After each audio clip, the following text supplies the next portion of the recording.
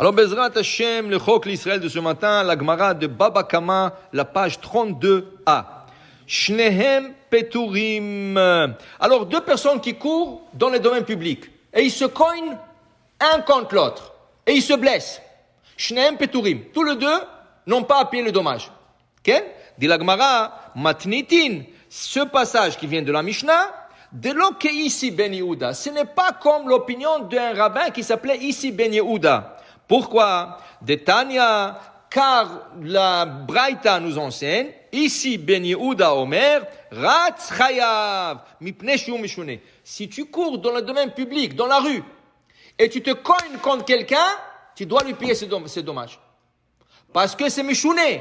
C'est pas la manière normale de marcher dans la rue comme ça. Dans la rue, on marche, on ne court pas. Et si tu cours, tu fais attention. Et si tu blesses quelqu'un, tu es responsable.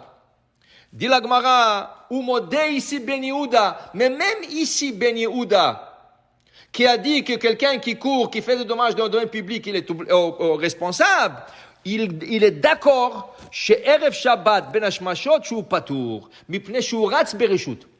Vendredi matin et vendredi après-midi, quand tu cours, tu as tout le droit de courir le Chvot Shabbat. Parce que c'est la course Shabbat. Surtout quand Shabbat rentre tôt. Alors tu cours à la bakery pour acheter le chalot, et tu cours pour acheter la viande, et tu cours pour acheter le poisson, et tu cours pour acheter les légumes et les fruits. Hein?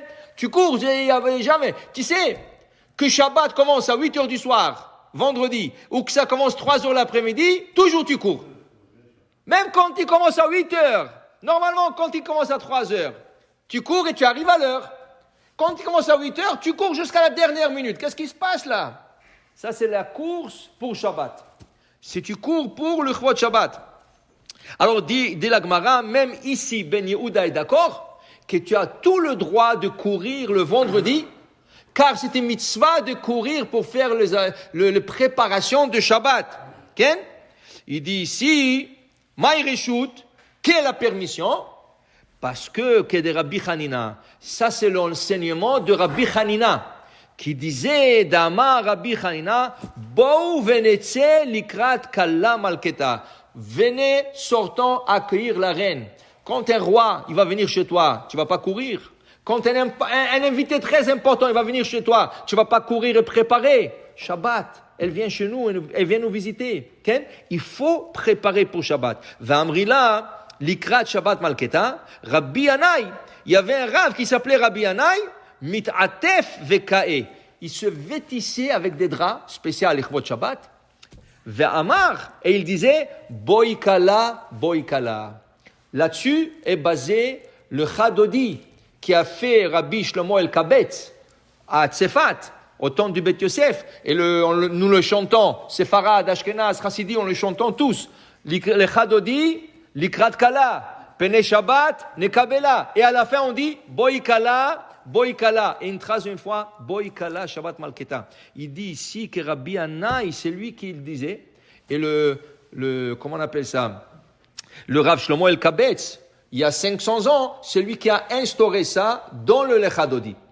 Boikala, Boikala. Et le troisième fois, pourquoi? Ici, c'est écrit rien que 2 fois. La troisième fois, quand on dit Boikala, il faut la dire à voix basse. Dis-le à Arizal, pourquoi? Parce que la troisième fois, c'est là que le Nefesh, la partie qui s'appelle Nefesh, elle rentre en 3. Nefesh Yetera. Comme vous savez, l'âme se divise en trois parties. Nefesh, Ruach, Neshama. Le 3 s'appelle Neshama. Mais cette Neshama se divise en 3. Une partie de l'âme, elle rentre dans ton foie. Une autre partie de ton âme, elle rentre dans ton cœur. La troisième partie de ton âme, la plus élevée, qui s'appelle Neshama, rentre dans ton cerveau. Le vendredi soir, nous recevons Neshama Yetera, une Neshama en plus. Cette Neshama, elle ne rentre pas tout de suite. Elle rentre en 3 parties.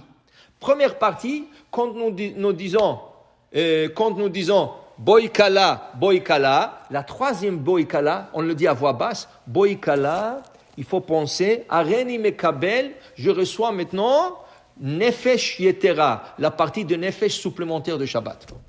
Quand le Hazan, tout de suite après, il va dire, Baruch et Hashem Amevorach, et nous répondons, Baruch Hashem Amevorach leolam vaed, on reçoit la partie qui s'appelle Ruach. Alors en disant Baruch Hashem Hamevorach, on dit Areni Mekabel, je reçois sur moi la partie qui s'appelle Ruach Yetera, Ruach supplémentaire de Shabbat. Et quand on va faire la prière vers la Hamida, presque vers la Hamida, on dit Ashkivenu avinu le shalom, va'amidenu malkenu l'chaim tovim shalom, ufros alenu sukat shalamecha, vetakenenu malkenu. Là-bas, à Pores, sukat shalom alenu, là-bas, on reçoit la partie qui s'appelle Neshama. C'est pour ça qu'il faut se mettre debout. Dans chaque un de ces trois endroits, il faut être debout. Donc, pour Boikala, il faut être debout. Pour Baruch et Hashem Vorach, il faut être debout. Et à Pores Sukat Shalom Aleinu Israël, il faut être debout pour recevoir ces trois parties, parce que ça rentre de la tête aux orteils de pied, les trois parties de rentrent. Et ça vient d'ici de la Gemara. Alors pour dire que quand quelqu'un court pour le Shabbat, pour la préparation du Shabbat, il a tout le droit de le faire vendredi. Pourquoi? Parce que on reçoit la Kala. Maintenant, le Shulchan Aruch nous dit, le meilleur jour de préparer le Shabbat, c'est vendredi. Mais il y a des gens qui travaillent. Et ils ne peuvent pas courir, ils ne peuvent pas. Alors qu'est-ce qu'ils font? Jeudi soir. Il y en a qui même jeudi soir, ils ne peuvent pas. Mercredi soir. Alors la Gemara, dans Gittin, nous enseigne la chose suivante.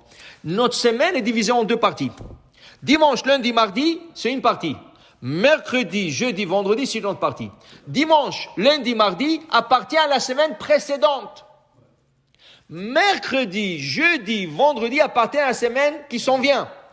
Donc, si tu dois préparer pour Shabbat et tu n'as pas le temps pour le vendredi, commence à partir de mercredi. Jeudi, encore mieux. Vendredi, le meilleur.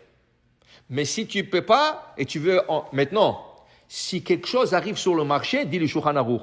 Et si tu ne vas pas le trouver plus tard, tu l'as trouvé dimanche ou lundi, achète-le. Et dis l'Ichvot Shabbat. C'est comme ça qu'il faisait Shammai. Shammai, quand il allait dans le marché, il trouvait un animal, ça veut dire une bête, un mouton, une vache, un poisson. Il disait, je ne sais pas si je vais avoir un beau poisson comme ça ou un bon mouton comme ça. Qu'est-ce qu'il faisait? Il achetait ça, il disait l'Ichvot Shabbat. Mais le lendemain, ou le jour après, il a trouvé plus beau, il prenait le premier, il le mangeait, il a gardé le deuxième pour Shabbat. Ça veut dire que toujours, il faut préparer et manger l'Ichvot Shabbat. Baruch Adonai Le'olam. Amen ve Amen.